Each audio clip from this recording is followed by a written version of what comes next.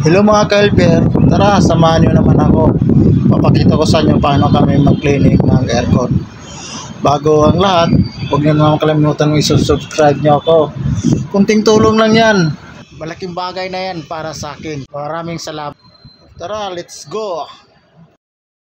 So bago ang lahat, nakahanda ang ating pressure washer at saka may timba tayo. Yung dalawang hose yan ang return at saka supply. Ang titirahan nating aircon ay isang ceiling cassette type. Karamihan ito ginagamit sa mga pang-office. Hindi bihira lang ito ginagamit sa pambahay. So mabuting-ting talaga ang pagbaklas ng ceiling cassette kasi marami itong wire. Nakakakabit ng PCB niya sa line wire, sa live, at saka konting pag-iingat lang dyan. At kailangan mo rin tandaan ang bawat binabaklas.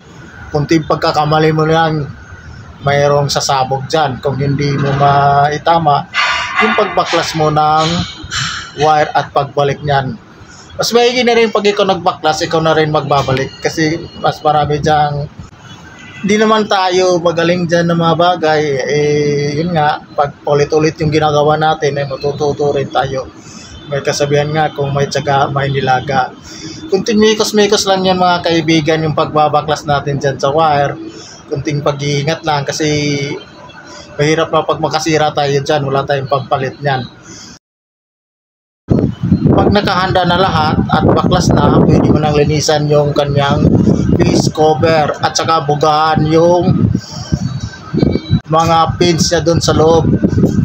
Kunting buga lang dyan. Pinag-iingatan mo pala dyan mabasa yung una, yung mga wire dyan sa loob. Nilalayo yan.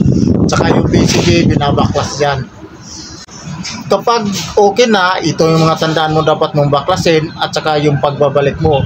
Kinakailangan kung anong binaklas mo, yun din ang pagbabalik mo. Lalo na yung mga line 2, if 1 ito, iniingatan yan. Kunting mikos-mikos lang kaibigan.